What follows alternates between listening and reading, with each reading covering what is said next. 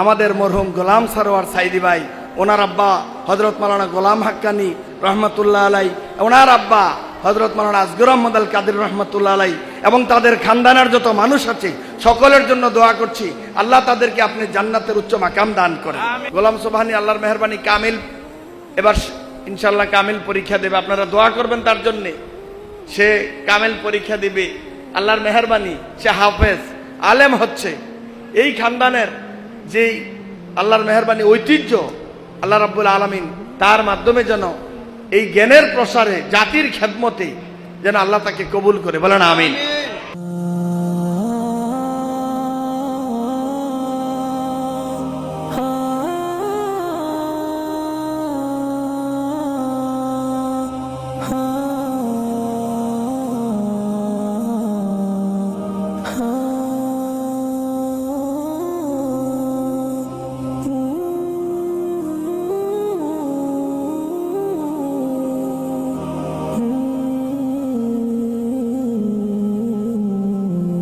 এই সন্তানদের আজকে আসার কারণে আমি আপনাদের কাছে, আল্লাহ রাসূল সাল্লাল্লাহু আলাইহি সাল্লাম বলেছেন যে ইন্না মিন ইজলালিল্লাহি তাআলা, তিন ব্যক্তিকে যদি সম্মান করা হয় স্বয়ং আল্লাহকে সম্মান করা।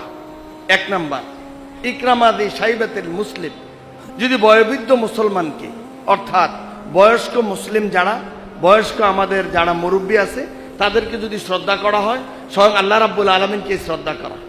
আলহামদুলিল্লাহ।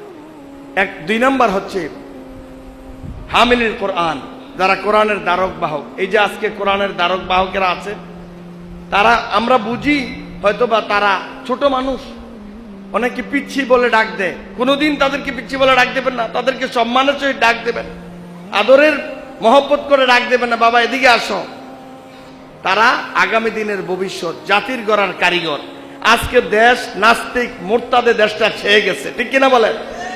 এই নাস্তিক মুরতাদদের জবাব দেওয়ার জন্য, এই আউল বাউল আবুলদের জবাব দেওয়ার জন্য আজকের এই আড়াইবাড়ি আমাদের সাইয়েদা নুরিয়া যে মাদ্রাসার ছাত্ররা জেগে উঠছে, তারাই আগামী দিনে এই জাতির ভবিষ্যৎ হয়ে এই সমস্ত নাস্তিক মুরতাদদের আউল বাউলদের জবাব দেবে ইনশাআল্লাহ, এবং এদেশ থেকে তাদেরকে বিতাড়িত করা হবে ইনশাআল্লাহ। এমন একটা সময় ছিল যখন আমরা দেখেছি তাদের পক্ষে কথা বলার লোক ছিল না। তাদেরকে যদি সম্মান করা হয় স্বয়ং আল্লাহকে সম্মান করা। তিন নাম্বার হচ্ছে যে ইকরামাজি সুলতানিল মুকসিদ, ন্যায়পরায়ণ বাদশাকে সম্মান করা, মানে আল্লাহকে সম্মান করা। আমাদের এই 54 বছরের ইতিহাসে